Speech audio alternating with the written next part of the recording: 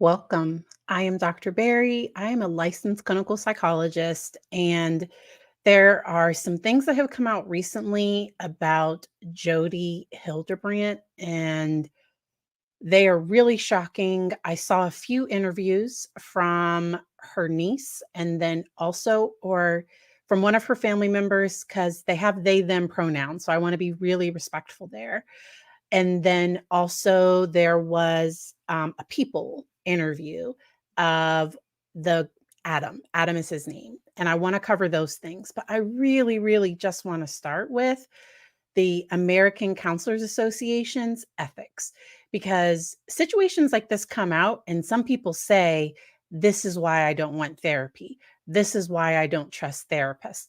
This is why. And I just, as a licensed psychologist, I just want to come forward to talk about the fact that this was not okay.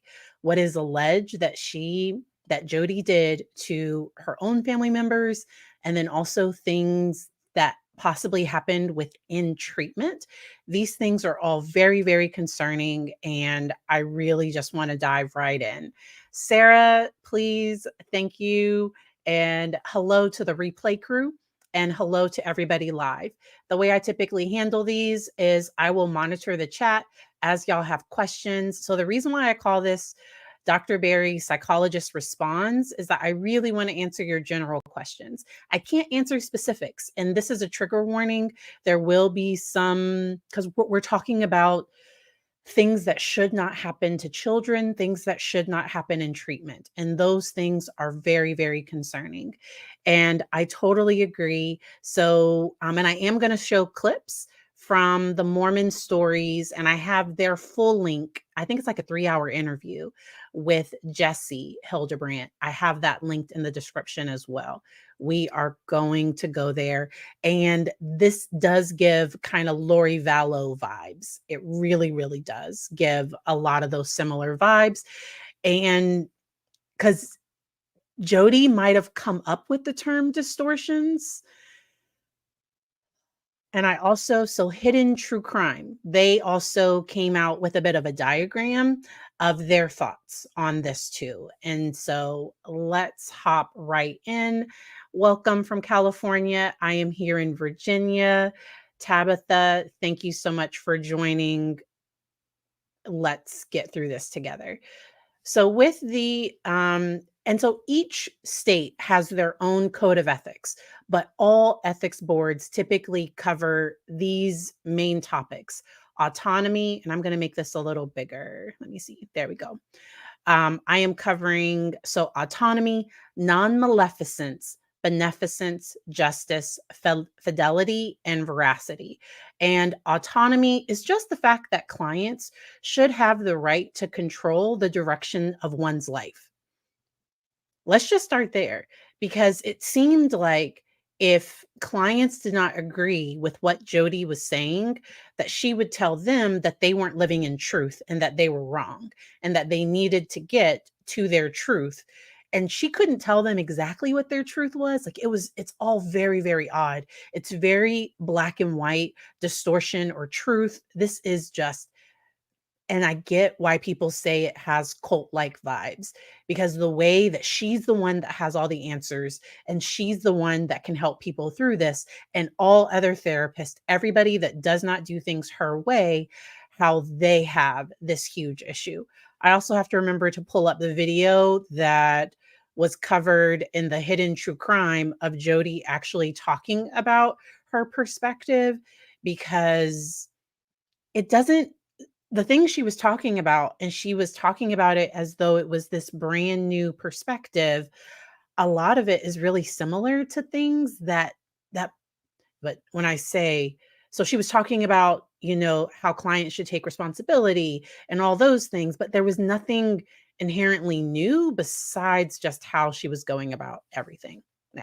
So non-maleficence, or avoiding actions that cause harm. That is something that every therapist, every counselor, every psychologist, every medical, so, within the medical field, we're supposed to avoid actions that can cause harm. And there are people coming forward that have had to go through years and years of retraining themselves and a healing journey. Her niece talks about it being about 14 years.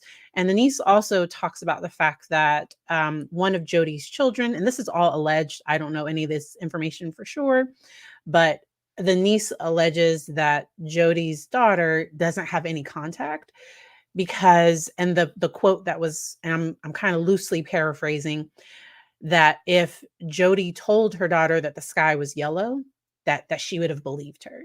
That's just how convincing she could be. And when I first heard of the Ruby Frankie Jodi case, I was really concerned about Jodi. I'm sorry, Ruby. My brain. I was really concerned about Ruby, and I still am. There are still concerns there. I do hope that justice comes for those children that have been through all that they've been through. Jodi, as a mental health professional, this is concerning. Beneficence, working in the good of the individual and society by promoting mental health and well-being. Based on some of the things that have been reported, Jodi pretty much believed that mental health was caused by sin, like all mental health, not just like that, all mental health was caused by sin, and everybody needed to just get to truth and confess that sin, and then they wouldn't have mental health problems anymore. And as long as they're living in truth and not distortion, that they would be okay. As a licensed counselor, like this isn't somebody that has training in therapy and all those things. Ugh, mm, okay. I'm careful with what I say here because I really do. As an individual, I try to give people, like, I want to hear their side. I want to be able to just look at it from a clinical perspective and not judge. So I try to take a non-judgmental stance. With this, it is incredibly hard just because of the harm that's been caused in this case. And so justice, or treating individuals equitably and fostering fairness and equality. Based on some of the things that have been reported, it sounds like Jodi had issues with men. And there are lots of men, I guess, that have come forward saying that their wives connecting in some of her programs.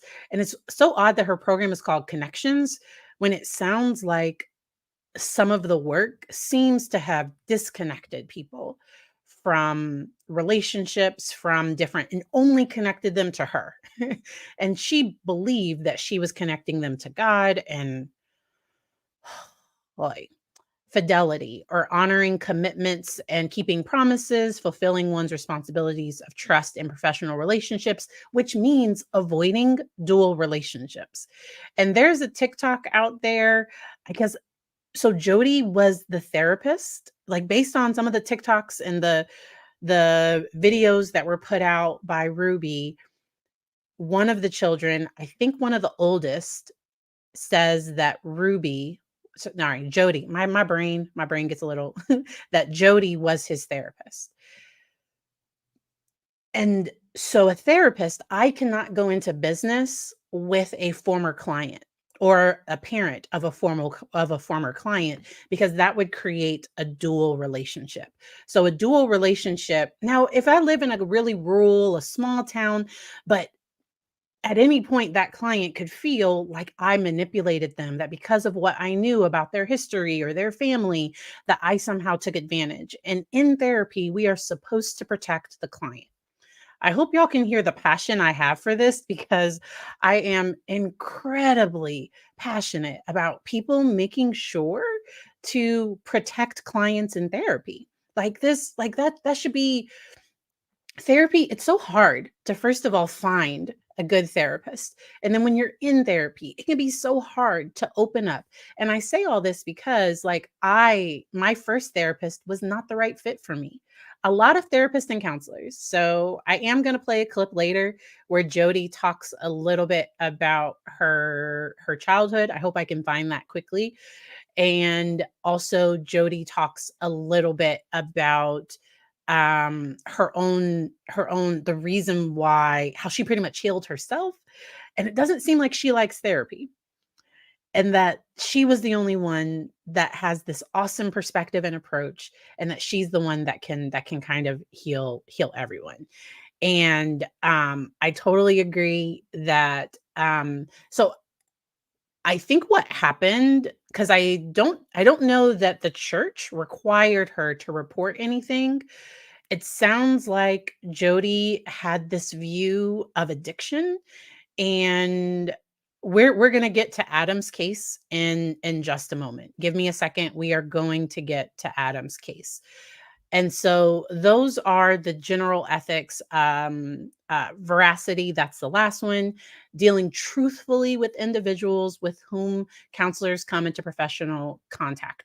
And so if somebody is going to have approaches like this and everything, then I think they would have to make sure to be very honest about the it's just who would subject themselves to this type of therapy? And the hard thing is I think some people are so desperate to, number 1, be connected with God, because it sounds like she was saying that she had this new vision, this new way of treatment that could connect people, that could fix their mental health problems, and then also give them this pathway to God. I don't know, like, that's just very okay. But there are some lines that are being blurred. And there are Christian therapists, there are therapists that integrate faith.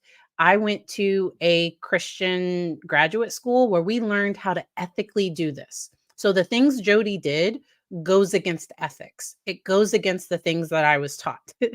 And so the school I went to, we learned that conversion therapy is wrong. And so conversion therapy came, I think it was probably some type of like Christian treatment, but not really. Like it's incredibly harmful. I'm thankful my state, Virginia, it bans it with minors. And the fact that Jodi has trained other therapists supposedly in her techniques and in her way of thinking, this is just very, very, very, very concerning. So, uh, I do want to talk about the fact that the Utah Division of Professional Licensing is looking to take action on Jodi Hildebrandt's credentials to make sure that she is not able, and this is what is stated in the article, to make sure that she's not able to practice therapy. And so let's look at this real quick. A Utah mental health counselor arrested and charged with aggravated child last week could be granted pretrial release as soon as, which that did not happen. She is still being held. I think they have an update. Is it Monday? No, and they have another court hearing coming up. Though a spokesperson for Utah's Division of Professional through a spokesperson, Utah's Division of Professional Licensing, commonly called DOPL, confirmed to the KSL investigators Thursday that division does not want Jodi Hildebrandt counseling others. Yes, nobody wants that right now. Or ugh. So Hildebrandt founded Connections Classroom. And Orem, but that's probably people that know those things probably know more about that. Hildebrandt, along with her business partner, Ruby Frankie, which the fact that, so we don't even know, did Jodi counsel Ruby? Like, if I was, and I'm not a lawyer, if I was Ruby's lawyer, I would, because if these were things that Jodi told her to do, as a licensed provider, that's where that could be Ruby's defense. And I don't think she should get away with it. Like, I think people should have consequences. I also think that the state has to prove their case, and everybody does have a chance to have a defense. I could see Ruby possibly turning against Jodi, but I don't know if she buys so much, because if you've been this close to somebody that's kind of gotten you to do all these things, it's really easy for you to think that Satan is against you, the fact that all of this happened, that this is evil trying to ruin the good things that Jodi's doing. Jodi was on the verge of, changing the world. I could see people with this type of worldview. I could see them having that kind of perspective. I'm coming back to the comments just to take a quick look. Um, let me see. Christina, hello. How do you think her progress notes will be handled by the professional mental health organizations? So I think they might request records. I do think as a part of the criminal trial, I think they can try to request records. I don't know how great her records were. Based on things the niece said, it sounds like the majority of Jodi's practice, when she did have a clinical, like a therapy practice, the majority of those clients were paid for by the LDS church because she was one of their referrals. So based on what the niece said, and the niece said that they did Jodi's billing, and so that that so I don't know what type of records she would have had to keep. I don't know how she would have written that down. And the niece has said that Jodi has some traits of kind of some antisocial type traits. So a person might not write down exactly what they did. So somebody like Jodi might have. I don't know what she did. I don't know her notes, but they could have written down something like redirected client to dig deeper into their distortion. But what she actually did was like might have been, using the duct tape or so I don't know that she wrote down all the details of exactly what she did. And it sounds like the more control that she had in a situation, the more control Jodi had in a situation, or that she was given, the kind of, it sounds like things could get harsh. And then also individuals like her, and I'm not individuals like the things that she's alleged to have done, sometimes they pick people that are gullible. They pick people that are going to have that aren't going to talk to go against them. They do kind of those things. And it can be sometimes people never find out the truth of all that's happened. On Mormon stories, they talked about the fact that they had received lots of complaints about Jodi throughout the years, but nobody was willing to go on the record. Sounds like she's pretty powerful in Utah and pretty powerful within the LDS, but like because I think with LDS there's still some gender barriers, and so she could only go so far, but it sounds like she had the ear of a lot of leaders, and it sounds like she could be incredibly convincing, and that is all very, very important. So thank you for that question. I love sharing y'all's comments. I saw a clip of Kevin/Ruby addressing some past controversy, and he says they are relying on, yes, on mental professionals, suggesting I I think I've seen a clip of that as well. And because I think that's when they were addressing YouTube comments about their parenting and people calling CPS and all those things, saying that they have the support of a mental health professional. And I think it was Jodi. I really do think it was. Yeah. So from what people have read, it sounds like she counseled the entire family. That would not surprise me. And in my opinion, it would be incredibly unethical for a therapist to go into business with a client because it sounds like, now this is mine, because so Ruby had millions of followers. Ruby was is very attractive, and so people sometimes listen to attractive people. Like it's I don't know how to say it. Like so Ruby had all of this, had a whole platform that Jodi, and this is my speculation, that Jodi could use to further her own business. I don't know what Ruby got out of the now, I get like to I see Jodi benefiting a lot from that relationship. And that potentially that could bring up an ethical consideration. And from what I know of ethics, I think it definitely brings up an ethical issue because you're not supposed to blur those lines with clients. Because as a therapist, I do have some power within this relationship, and I have to be careful not to misuse that. So if I have a client that has a baking business, I wouldn't ask them to make cookies for me. Like I would intentionally not use their bakery. Now, if I live in a very, very small town and we had and I they're the only bakery and I have to use that bakery, then what I do is I talk with them about it and I document in my record and we talk about like they need to charge me full price. So I can't get some discount. They can't give them to me for free.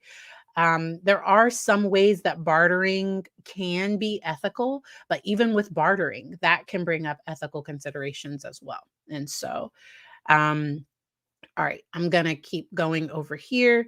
And so both were arrested after the 12-year-old escaped from Jodi's home. And it also sounds like Jodi's I hate to call it, I don't even want to call it treatment, that her methodology, what she did, that it was about causing discomfort so that people would come to truth. Now, if she wanted to do that with adults, if that's what she wants to do with adults, I still think it's unethical. I still don't think it's right. It is what it is. To do this to children, so children have this extra level of protection and all the red flags going off for that one. I will leave that there. So uh DOPL has been attempting to take appropriate action on Hildebrandt's license since news broke. And while the agency typically takes action in response to the complaints, this effort is not complaint driven. So this wasn't based on any specific complaint or anything like that, due to the heinous nature of the charges against Hildebrandt. Speaking about the process in general and not this specific case, Hall and DOPL typically seeks to have the person willingly surrender their license. So it is unclear what will happen in Hildebrandt's case. So it sounds like they might ask her to surrender her license, but it sounds like she was doing coaching anyway. I don't know that she was doing therapy to bill insurance clients. It sounds like the type of clientele that she was seeing were pretty affluent, or the church was paying their bill, and she was doing these group sessions and all of those other things. I It sounds like she had switched to more of a coaching model, and from what I've seen. Um Hildebrandt requested a lawyer and did not speak with us, as is her right. Okay. And then they have some information for different hotlines. Let me come back to the chat just to make sure. Ace, I think Ruby has every right to do this. But I think Jodi will also do the same to Ruby. But the thing that happens is it does sound like Jodi was operating in a professional role and giving recommendations that 99.9999 all but Jodi, or hopefully there aren't other therapists doing these horrible things. She was not doing the things that were within, like, that a therapist should do. Like, that is just a mess. That is just a mess. Um well, wait a minute. Okay, so my son lives in Orem. Okay, so that's a city. I don't know Utah. He says the local response is outrage. The LDS Church is addressing this in the congregations, taking a very firm stance against this. Wow. Okay, that's good to hear. I do hope that more people seek support, because I also saw it sounds like she has a really good lawyer. So Natalie Lawyer Chick looked up Jodi's lawyer. No, yeah, Jodi's lawyer. And Jodi's lawyer is like, he has a really seems like he's a really good defense lawyer. Ruby's lawyer? We don't. If Ruby's There are questions of who's going to be Ruby's final lawyer. Ruby might have a bit of a team. When Natalie was trying to look up J Ruby's lawyer, and their names match, Jodi and Ruby, so that's why my brain so if y'all don't know, I have a bit of a processing issue, and I like to talk about these things, so I do research, I do notes, but, like, my brain just keeps merging them into Joro, like, I think somebody on, it was Hidden True Crime. They were kind of talking about what is their kinda nickname gonna be. I have trouble differentiating them, but Ruby with Ruby, that her lawyer seemed a little it didn't based on what Natalie could find online, that her lawyer possibly didn't have as much criminal experience as Jodi's lawyer did. All right.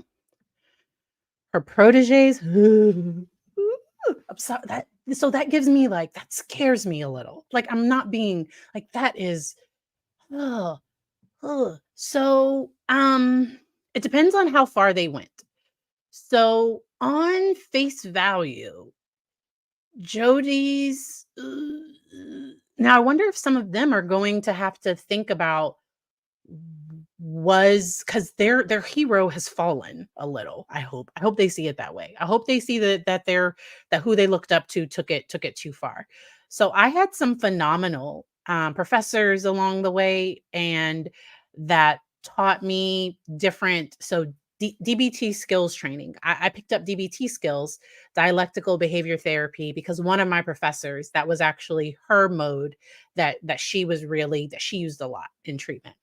I had another supervisor, and she worked a lot with DSS and custody cases and things like that. I picked up some phenomenal tips and recommendations from her. And if any of my mentors had, if anything like this had happened with any of mine, I definitely would just I could feel a little like I would need to probably talk to my therapist again, but and figs, I agree. So definitely some pretty privilege. And honestly, I think that's why we're hearing about this case. Can we talk about that? The fact that this case is making news and the fact that if Jodi had done this and mm, she likely has done this to individuals that did not have means, that did not have 2 million subscribers on YouTube. Would we have heard about this? Would this be drawing the type of attention that it has? I don't think so. I don't think so. I don't think we all would have heard. So I still would have cared about it. I still would have wanted to talk about something like that. And the fact that it was somebody that's on YouTube, we have all of these clips, we have all of these things that we can pull together and talk about, but okay. Um, Effie Grace, I think Jodi validated Ruby's belief about her children being the problem and her parenting style being praiseworthy. I agree. I also think there were I'm gonna I didn't read the whole comment. So those are so the niece, Jessie, they talk about the fact that does Jodi have her own repressed because she's really against the LGBTQ community. And I think her marriage was about a year and a half. They have 2 children. Now, this is according to the niece. It doesn't seem like she likes men. And she like has this hatred towards men. She was raised with brothers. So she has one sister. There was a family of 7, and she had one sister and the rest were brothers. And I think she might have like some internalized just because I think if she might think because within her religion, sometimes it's my understanding, sometimes women don't are taught differently, might not have the same rights, or I don't know, like it's just different. And that boys sometimes do. What's going on there? We don't even know. All right, let me see. All right, I want to move to this one here. Okay. Let's talk about confidentiality. All right. So this is Adam Steed. he talked with people about his interactions with Jodi, and he pretty much said that his work with her ruined his life. And so he had I think I might have pinned. Yes. So there was a interview of him. It's an audio only interview of him on Hidden True Crime. There are two parts. I tried to listen to both parts. It was a little hard for me. So, and I have an auditory process, so it's hard for me to just listen. I need video. I don't listen to podcasts. I like video podcasts.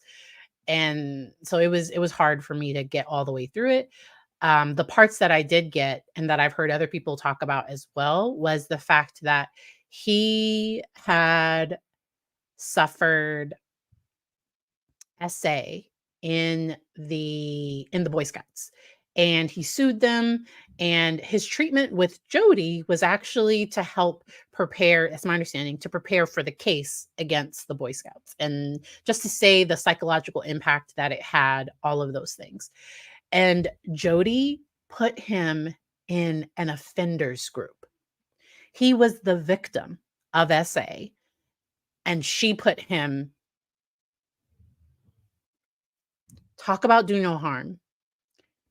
No. Like, no, you do not put a victim of SA with, everybody say yes. Oh, what the? So I don't cuss that much. Like I do in my own personal, but I don't do a ton of it on here. What? Like who? I can't. Like, and so when he says that she ruined his life, so she tried to make him say, like, to confess what he did, or I'm gonna go back to sharing it because I think it's important. Um, all right. His interactions with her during that time, he says Hildebrandt disclosed confidential information. Basically, the fact that I think he had watched pornography, and her view is if you watched it one time, you're an addict and you're some deviant and you're this person that like is the worst person ever if you watched it one time, which is not like that's that's not what sexual addiction is. That's not what pornography addiction is. No, like just not a thing. And so Steed is now breaking his silence in an exclusive interview with People. He also, so I know he's preparing for an interview with the Mormon Stories podcast, and he did the one with Hidden True Crime. These superficial forms of manipulation that Jodi did just destroyed my life in incredible ways, and has a huge body count.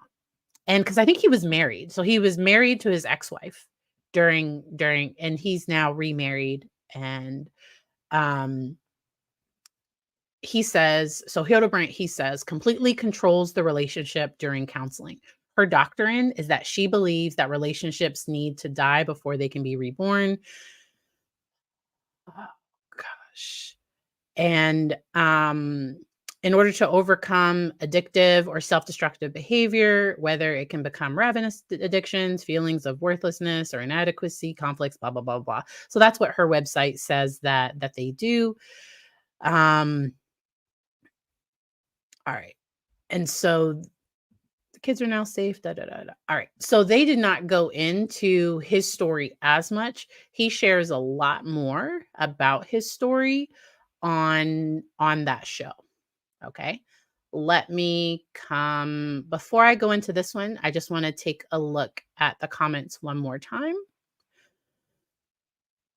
Like this just, so, and Liz, the thing is if something doesn't happen legally, I think there are people that would still go to her. Like, what? Like, I think she can come off pretty impressive. Let me find that video. Let me find the video where she is at that conference. Give me 1 second to find that. Let me know if y'all have any other questions in the chat that y'all want me to definitely cover. Let's see. Because she went to a conference and she was a speaker at the conference. A little scary. It's called Eternal Core. And let me get this set up. There might be a commercial. All right. Are are we ready for this? So y'all get this is uh, all right. We're gonna watch it. Let me hide this, share this. Let's watch Jodi at Eternal Cores conference. And I have the full link to this link down below. I'm not gonna play the full thing.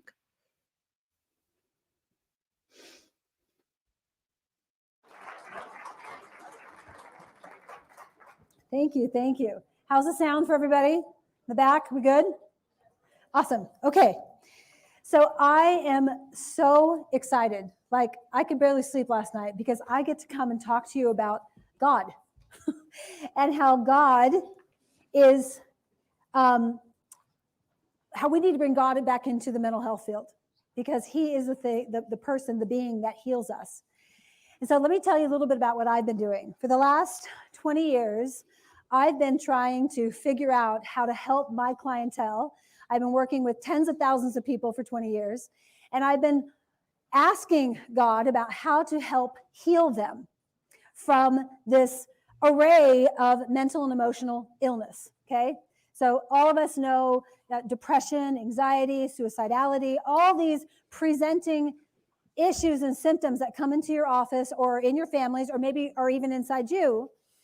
And so I have been on this journey trying to understand how to use principles that are God's in helping people heal. So let me back up and talk to you about when I was a child. So I was the sixth of 7 children. I have one sister. So I had all these brothers ahead of me. And my parents were both emotionally shut down. Now, I didn't know that as a child, but now I do. They were emotionally completely not available for me or for any of the other children. And so chaos went on in our house a lot. And none of us were really allowed to emote other than to get angry or to just stuff it. And so I learned how to be really nice. I learned how to be kind and helpful and gracious and good, right? So some of you who are clinicians are probably like, whoa, she's setting herself up for addiction. Sure enough, I ended up with an eating disorder, right? I started trying to control everything because I had no outlet.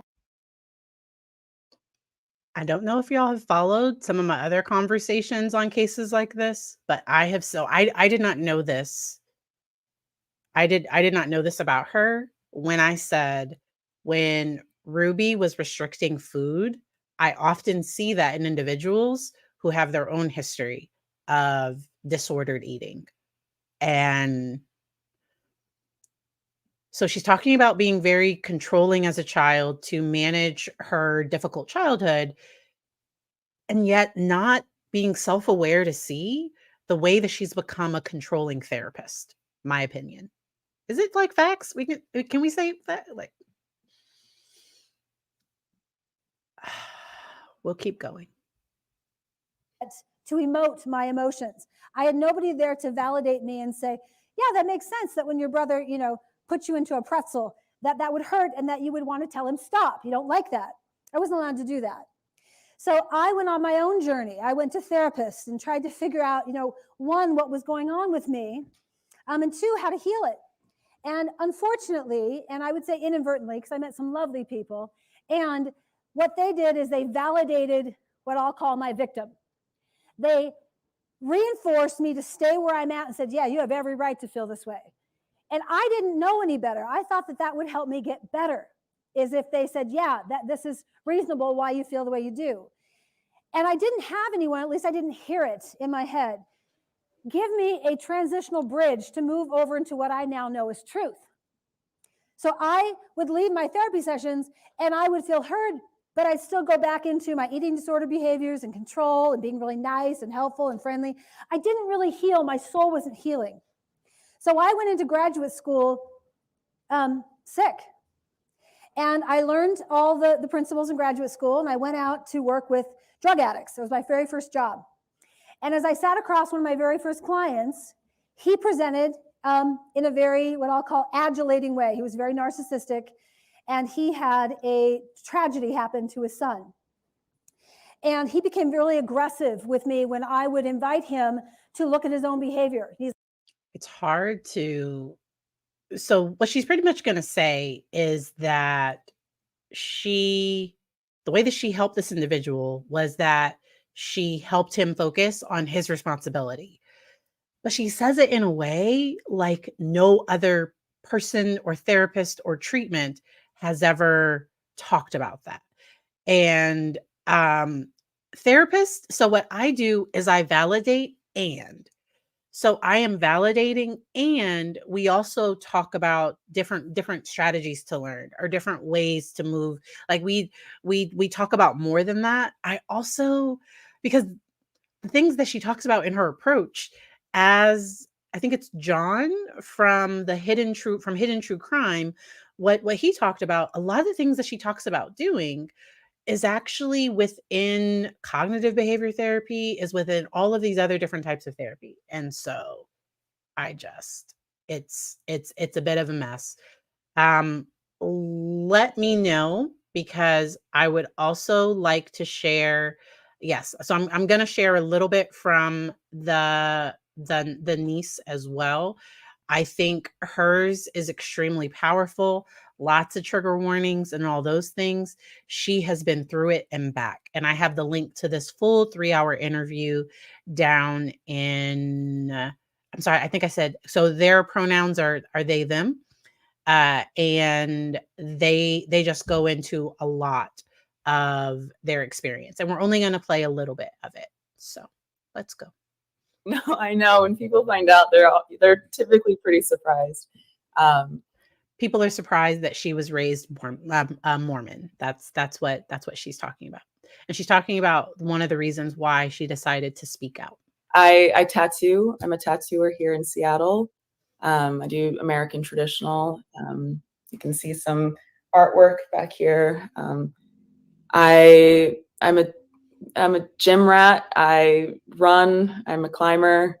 I love art and music and culture, and I love to learn. And I'm I'm kind of a grandma, honestly. Like I'm like a up at 6, in bed by 10, making sourdough bread kind of person. Like very much a cottagecore goth, if you will.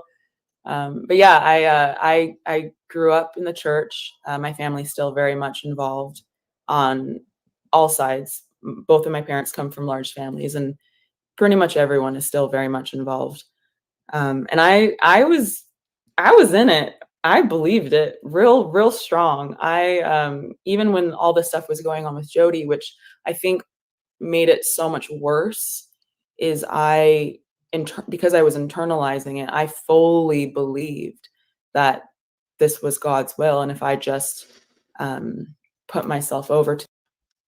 And that is religious trauma. So she was experiencing so she's describing being made to sleep on a very small balcony in the winter with nothing but a very thin sleeping bag, and being forced to run up and down a mountain, I think for like 6 hours or something, like with food being withheld, being duct taped, being secluded for 12 hours and more. All of these things that she experienced, feeling like that was God's will.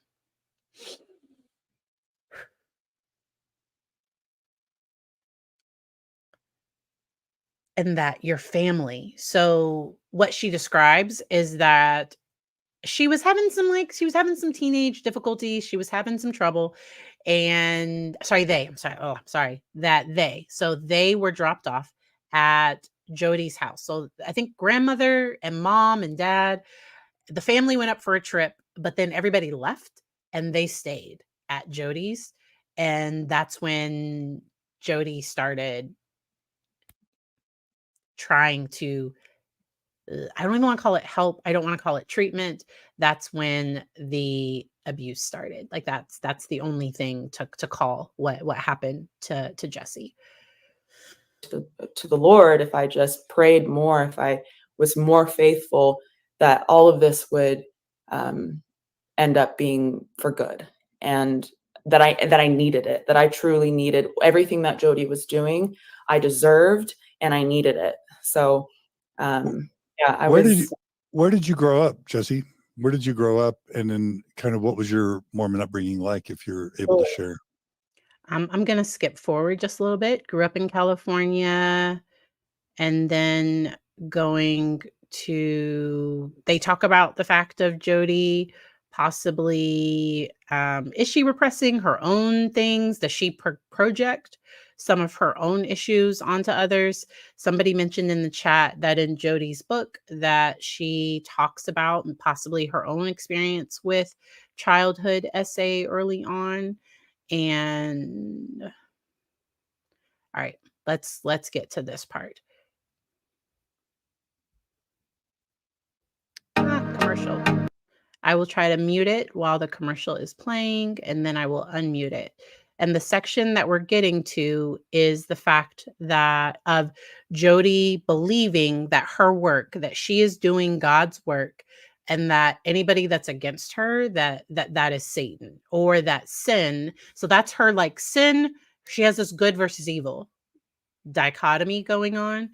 And let's just hear a little bit That more. over the past 20, 30 years, the most recommended therapist in the Wasatch Front by the Mormon Church, because every single person that's reached out to me to tell a horrific story says that it was their bishop that recommended Jodi Hildebrandt, because Jodi must have been on a list. And Jodi would always begin her engagements with clients, Mormon clients, saying that she had direct relationships with Mormon apostles, that she was influential in the church developing its mental health programs. Oh yeah. So she's very involved. She had a meeting, I don't remember what apostle, but she went into this meeting, her story. She just told this to people like my grandparents and I, going in, like banging on his desk, talking about the evil, not just the evils of pornography, but the destructive nature of shame, which is just so ironic. Because she she's been very, like, this is crazy thinking about it now. I used to do her billing. Social media? Oh. No, I did her billing. Oh. And she would bill the church. And so like every client, essentially, I would say like the vast majority of her clients were from bishop recommendations, just based off of the billing that I would do for her. Because in the Mormon Church, if somebody can't afford a therapist, tithes and offerings might be used by the bishop, who recommends, his ward members to Jodi. He would then foot the bill. So the church was funding. So the Mormon Church was funding Jodi Hildebrandt's wealth and success and power. And the church knew, at least my local ward, Bishop Bangeter knew what was happening. And this is getting a little ahead of the story, but people in the church in my ward started becoming very nervous about what was going on. They were becoming very concerned with just my physical, like what I was looking like in the church. And they went to Bishop Bangeter and voiced their concern about, like, they're like, something is wrong. And Bishop went to Jodi and told her, gave her the names of these people. And she would have, what she did, I had to, the reason why these people thought anything was wrong, according to her, was because I was emotionally manipulating them into thinking that. I would go to church and wear a long face and manipulate them into feeling sorry for me, which was a very... And the fact that Jodi initially talked about shame, and I think that's what Jessie's talking about, the fact that, like, the way that Jodi says you healed was by addressing shame, and yet she used shame to try to get to control people. I don't know how else to say it, because that sounds like that's exactly what she did. And so Liz, I don't know that. So Jodi was the recommendation. I don't know that she was necessarily the ward. I don't know that they went to the same churches or the same. I don't know that they were members of the same. And even if you are, so my church has a counseling center. If I needed therapy, I personally wouldn't go to my church's counseling. Like I would go somewhere else. I go to a church, and if you do need therapy, because some people they can't afford it other places, but you still have confidentiality. You still have all of your rights and everything. And there are some churches that have licensed therapists, and then there are some churches that have Christian counselors. So in my state, somebody can be a Christian counselor and not be a licensed therapist.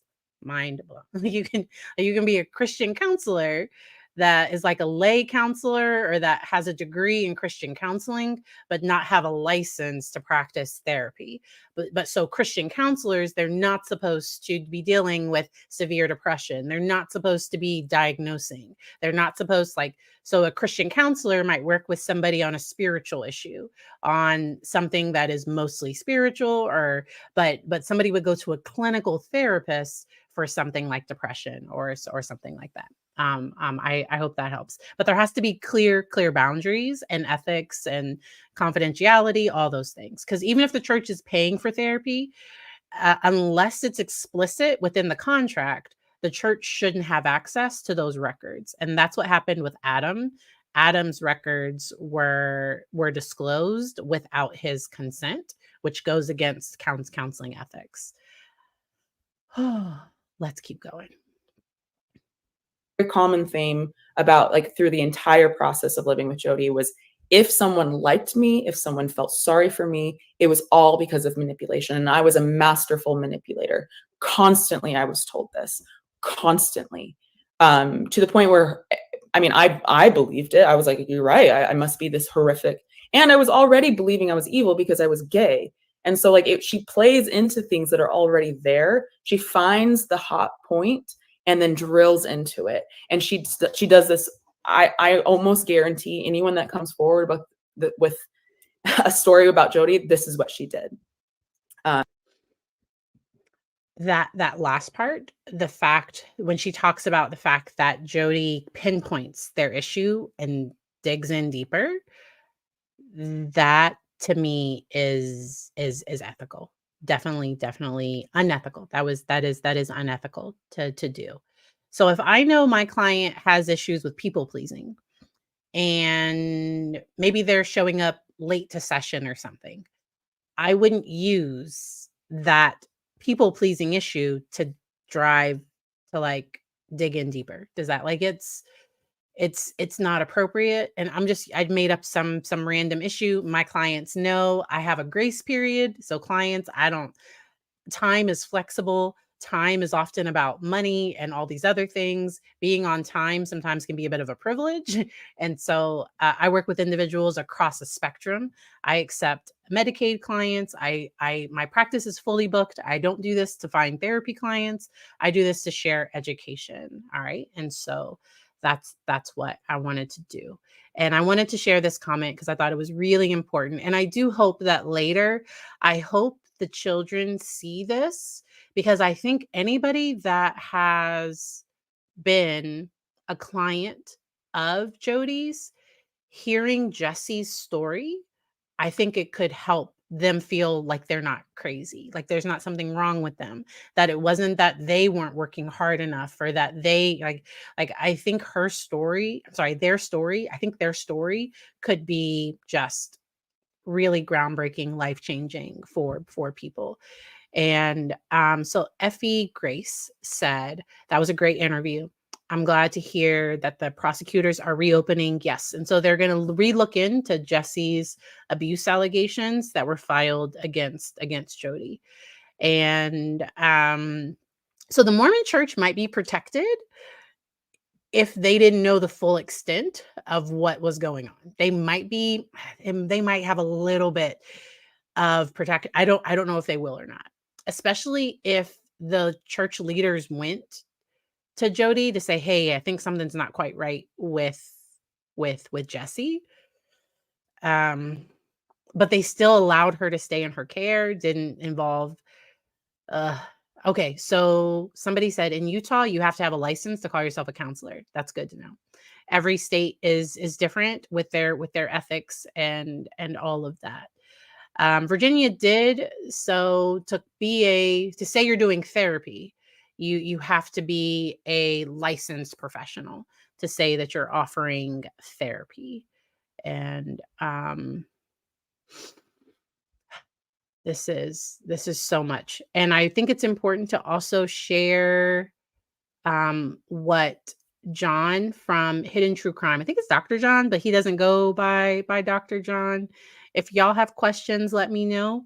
But we are going to share a little bit of his diagram, and I'll go into it a little bit more and share my thoughts. I have their link to their full video down below as well. All right. Go ahead, babe. And so this is his diagram, and let me make sure that it's big. Yes. Let me see if I can make this. I don't know that I can make it any bigger.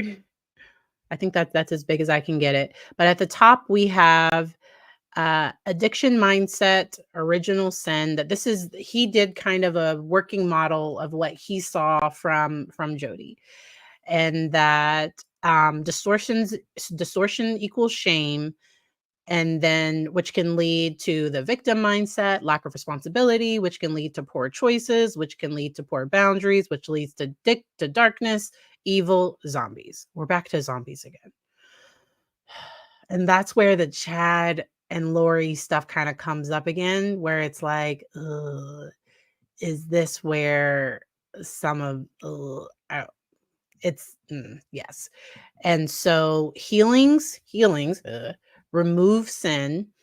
You have to do spiritual surgery, which I think that's why she thought her treatments needed to hurt, because she really thought she was doing spiritual surgery, and that the truth, God, moral perfection, pure souls, that was the goal. You took responsibility, honesty, good choices, holding good boundaries. So the fact that this individual talked about boundaries like that, just because she didn't seem to have very good boundaries. We'll keep going. Light, good, and pure souls. And so let's keep going. So let's go back to, if you can enlarge it a little bit. So let's go back to my schematic of her belief system. I think if you look at the bottom, so you have distortion on one end, truth on the other. So everything here is binary, right? There's no gray, there's no middle ground. This is all about either truth or distortion, one or the other. And I think this is where it becomes very Daybell-like. That in some ways she's talking about, if you look at the bottom of my diagram here, I put darkness versus light, evil versus good, zombies versus purity or pure souls. I think in the end, that's really what this is about. So Jessie really informs us what's behind this belief system. She's trying to save souls.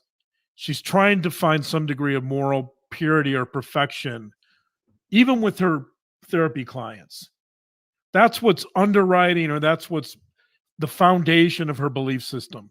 That it's Daybell-like in the sense that she's not as overt as Chad Daybell in saying that, there's a scale of darkness and a scale of light. And if you cross a certain level of darkness, then you're a zombie and you need to be eliminated. But there's something similar in the sense that she's seen everyone, all her patients, as addicts, as sinners, and that they just need to come to the light. They need to find God or Jesus and purify themselves, and then they can potentially make it to the New Jerusalem, or they can participate in the second coming. And so I think you have some similarities there. And the problem with a system or a belief system like this is that because it's so extreme in some ways, there's always the potential for harm. When your view of the world becomes so rigid and so one-dimensional that you don't see other options, and you think you're trying to save souls, and the souls of children in particular, I guess, in this case, then you're willing to take extreme actions to get the outcome you want. I thought that analysis was just very, very helpful. I couldn't even, I think he said it incredibly well. If you want to check out that full video, please do. It really was good. And he intentionally said belief systems because this extends beyond religion. So this isn't, this isn't specifically about the Mormon church or about Christians or about, religion. This is about belief systems. And that Jodi just so happened to use kind of these religious themes within her belief system. But this is very, very, very problematic thinking. And it sounds like a lot of people have been harmed in the process. And I talk some about religious trauma. That's not my main focus here on this channel. I like to talk about mental health in general. And I will make sure at the end of this to link one of the videos that I did on religious trauma, specifically covering the Lori Vallow case. And there's some resources in that one about there's some resources in there to help heal religious trauma, because religious trauma is real. When somebody does this in the name of God, that adds an additional just wound to the individual beyond it being potentially neglectful, beyond it being physical, beyond it being all the other things that it could be. And I do view people that try to force someone that is LGBTQ, trying to force them against their will to be straight, that can be a form of SA, because that's just that goes against just what I feel is ethical, good treatment. And I will sometimes clients will know that I'm a psychologist that just so happens to be a Christian. I am not a Christian therapist. I cuss in session when it's ethically necessary, when it's clinically needed. If I am LGBTQ affirming, I have my so my flags are too far for me to get. I have I keep pride flags in my office, and then also just so a client can come in and just if they're looking around for, is this a safe space? And they, not, and there are people that can have pride flags and not be a safe space.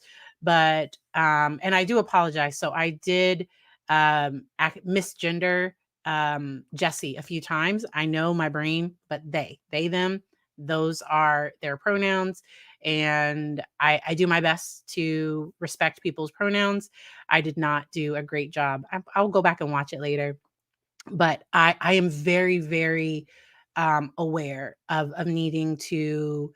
So individuals that are LGBTQ often access therapy services at higher rates. It's just, it's a thing. We live in a very heteronormative world, and it is difficult to live in our society when you are different. And so giving them safe spaces is incredibly important. So if a family member, if somebody reaches out and they're like, my child thinks they might be bi, I'd like to get them started with therapy.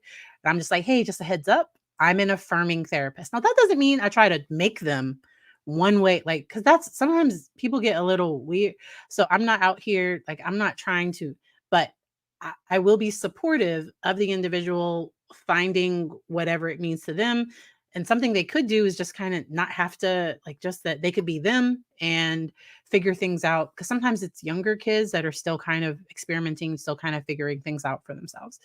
And when I say younger, I'm talking like 12, 11. I'm not talking about like, so I don't work with kids under the age of 6 individually. Kids under the age of 6 that I see, it's normally family therapy. And Andy, you asked a great, so let me see. I think it was one other question. I want to get to this one first. After hearing Jessie's story, I know that there's a registry. Is there one for child? Yes, but general people don't. So the general population doesn't have access to that registry. When somebody does a background check, so there are jobs. So schools do background checks.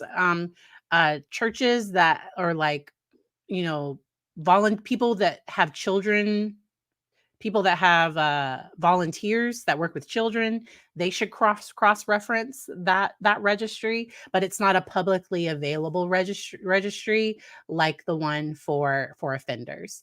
It's not publicly available. All right, so that's good to know. But an individual that is charged of something like this, they would likely, so if Jodi is found guilty, she will most likely automatically lose her ability to practice and possibly the ability to work with children.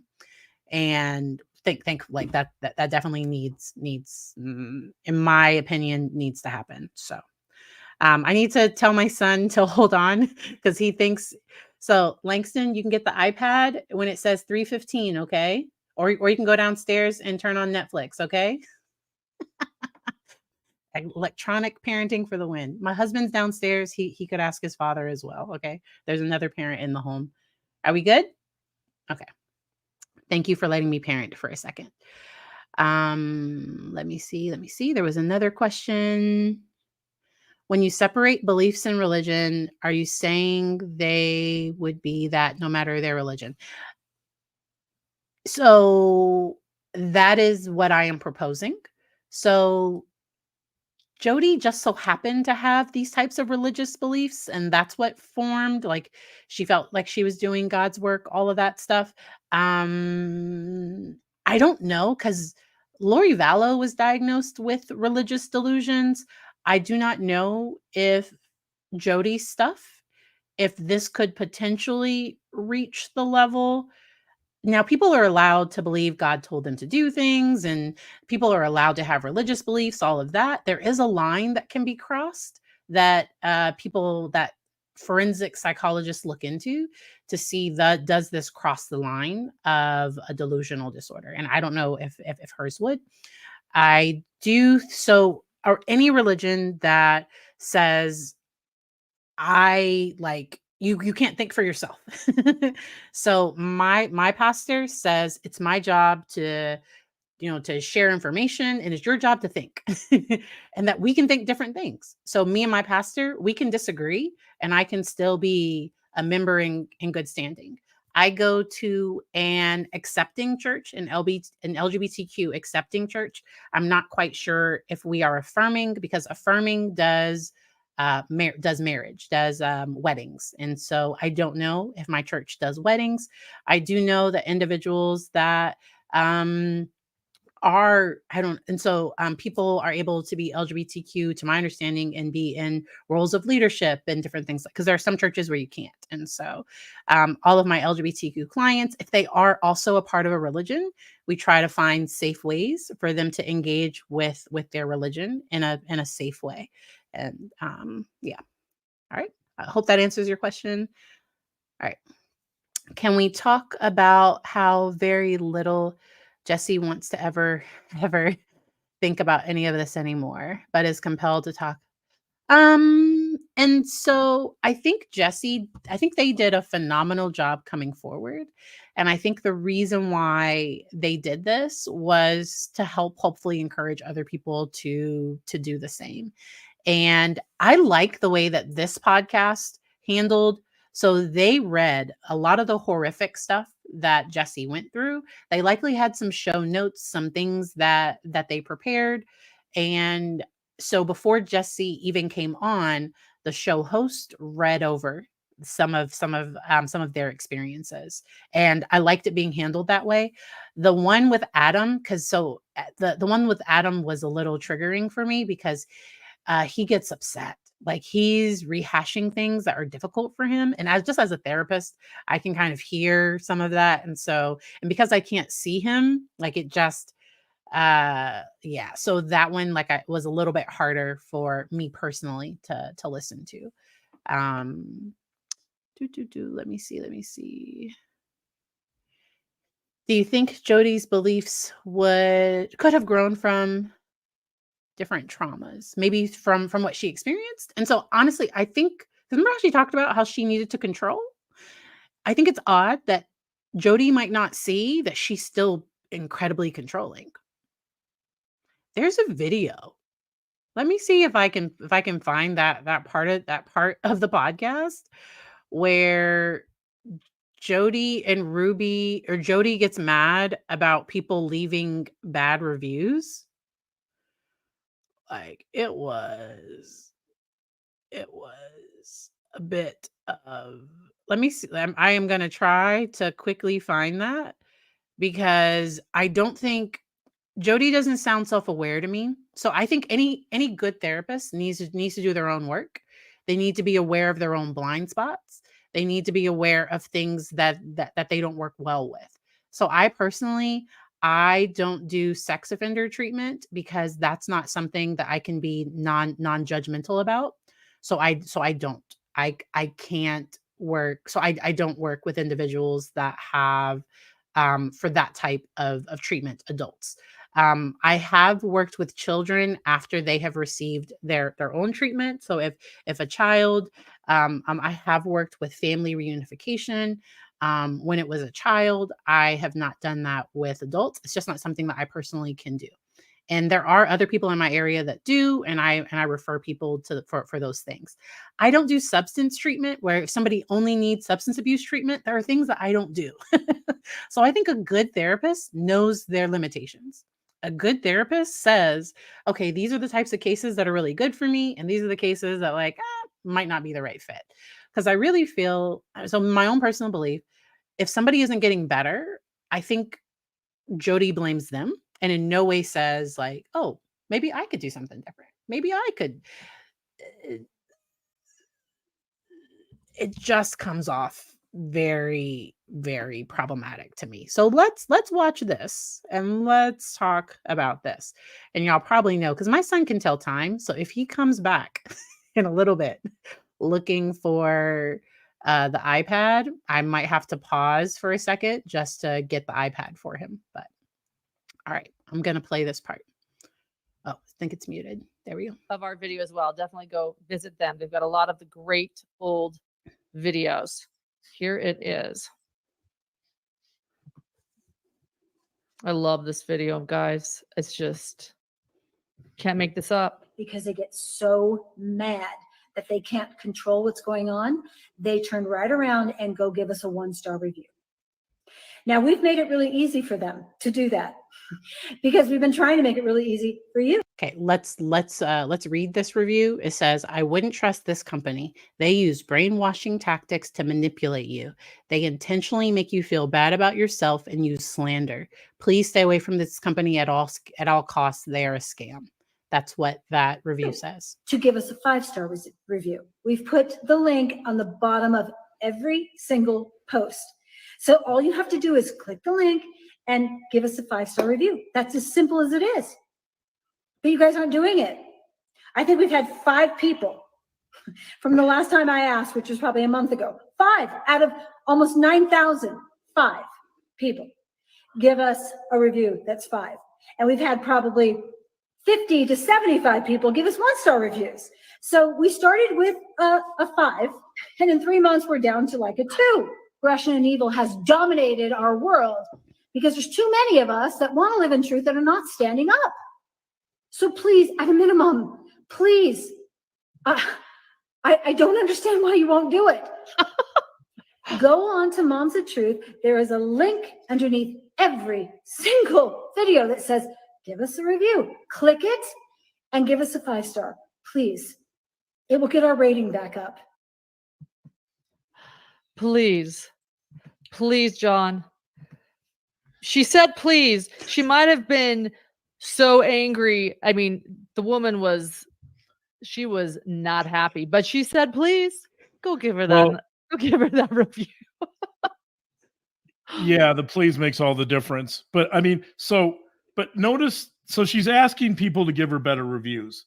So my favorite part of that, by the way, is where she says they've had only 5-star reviews and like, I don't know, 75 to 100 1-star reviews. She just can't fathom that. right? And so, but hey, this is someone who doesn't care about control. She can't control you. She can't control me. So don't worry about it. Like, do.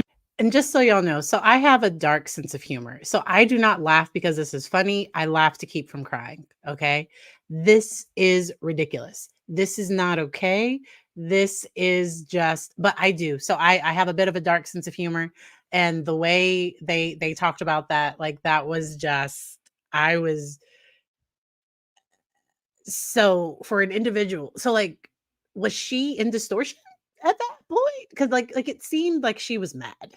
And in her mind, anger means that you're in distortion.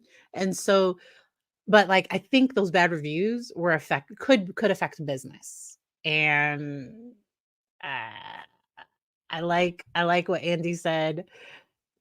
Like, and so as a therapist, there's something for me where I can't ask clients to give reviews, and I don't.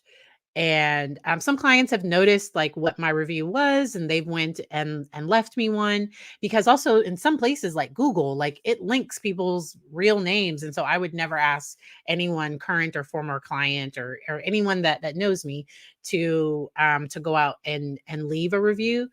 And also typically what happens is when you get a bunch of bad reviews, if you get some good ones, most places like Yelp or what they'll do is they might push down some of the good ones, because they know you went and asked people for those 5-star. Because she didn't even say like, hey, if you've been positively impacted, please just go and leave us a review. It would really benefit. It would really make a difference. I don't know. But like the way that was handled was, in my mind, not okay. Ace, you nailed it. Y'all can say things that I can't say. I have to add, like, it seems like she has a pretty fragile ego. It gives off.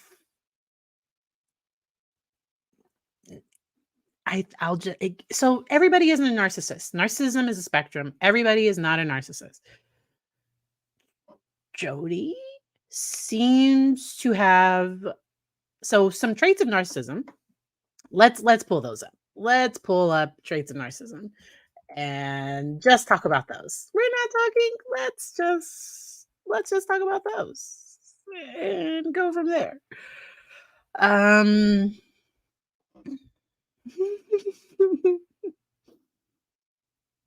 me see. I gotta share my screen again.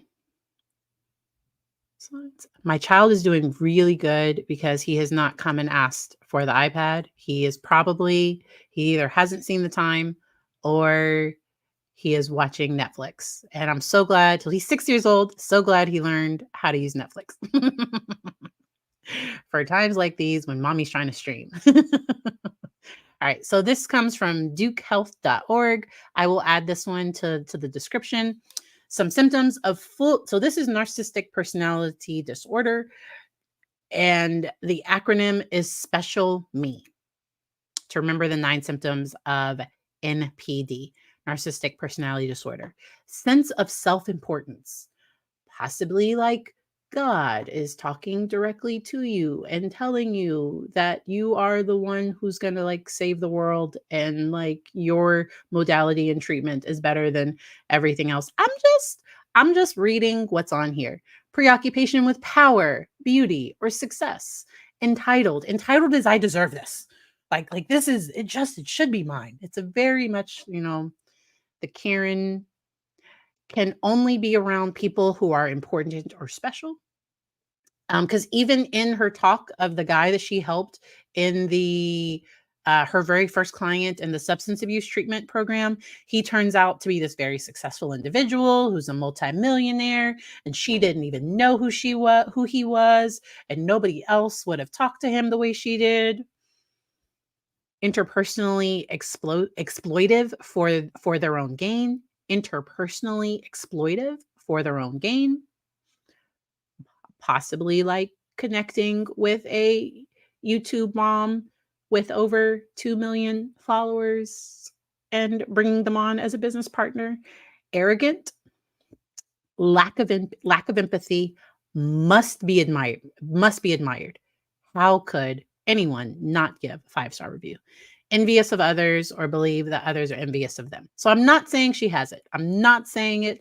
I am just reading the description of narcissistic personality disorder. Okay. That's all I am doing. So there are individuals who are very successful. There are individuals that can have signs of narcissism, that it can be on a bit of a spectrum. So just because somebody has some symptoms doesn't mean that they're all the way over here.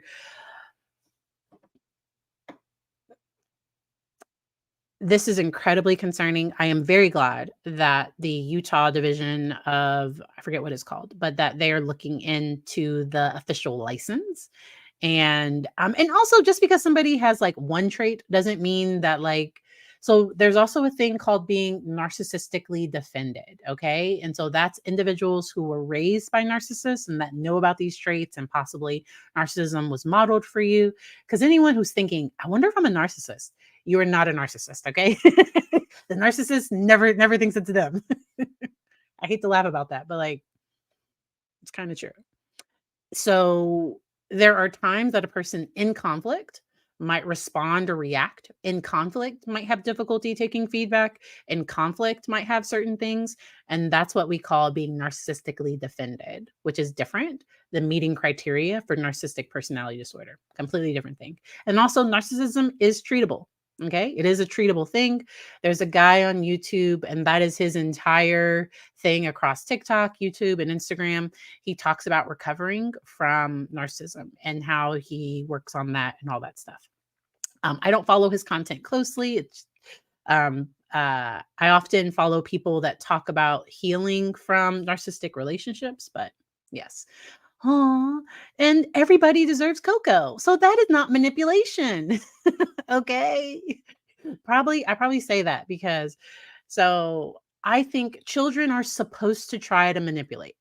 Okay. Supposed to. If you have a child that does not try to get their way, like children are supposed to push boundaries. And then adults are supposed to be consistent with those boundaries. So my child this morning, oh yeah, so we were watching something this morning together as a family, and my child went upstairs, and my husband was like, did he turn on the TV? And so I went up to check, because I'm not going to say to my 6-year-old, Langston, did you turn, like he's going to lie. Wouldn't you? He's upstairs living his best life. He has gotten away with something for probably 5-10 minutes. I don't know. He's been probably enjoying his. So what he did was he went and got the iPad, and he was watching Blippi happily on YouTube Kids. I was the one that taught him the passcode to the iPad. Like, I don't think children are supposed to try to get their way. And then I, as the parent, said, no Blippi right now. Come back downstairs. All right, no problem. This is when you can get back on it. Okay. Wasn't a big deal. Wasn't you sinned, like you're evil. Like what? Who needs to do this? Children are supposed to try. Children are supposed to be selfish. I'm a little. So when it comes to food, okay? When it comes to food, my husband and I were watching something last night. I think we were watching Wheel of Time. And on a part of the episode, they are waiting on somebody to come before everybody can eat. And there was a lady that was like, why do we got to wait on her? Like, what? Like, let's eat. That would be me. I am hangry. Like, I am not okay. Dr. Barry, I am not okay when I'm hungry, tired. I need my sleep or coffee, one or the other, or I need food. Okay. I carry snacks. I have snacks right here. Because I do therapy up here. This is my home office where I telework from. But yeah. Oh no, my camera's doing something weird. Okay, good. Okay, good. My camera was trying to do something weird. I probably have some more snacks. See, I have 2 of these up here. Okay, because I need snacks, and so you have to have boundaries. It's a good thing. I think parents forget that stuff all the time. So I love diagnosing TV characters when I can, because it's just hypothesizing about that stuff. So I have a playlist about media And if there are ever any shows that you'd like me to talk more about, so I love doing that stuff because y'all like the court stuff. I also like talking about TV stuff. And so I did watch Shrinked on I think it was Apple TV. I specifically got Apple TV to watch Shrinked. Amazing show. A bit of a mess. It's a hot, hot, hot mess. And it's not what therapy should really be. But it was good entertainment. I really like that show. But yeah. Yeah, so that's why I'll dig in a little deeper and be more specific talking about TV characters because they can't sue me for defamation. Like, but real life people, you have to. So I've never assessed Jodi. Like, I don't know what she has. I'm just saying, based on the things I've seen, these are some of the things an individual like her might be experiencing. That's what we're saying. And so, Mr. Bean, I used to love. So I love British comedies. I love all things British. I am about 20% British, according to Ancestry.com. And so, yeah. Mr. Bean is hilarious. The cast of Community. I love that show. Yes. Okay.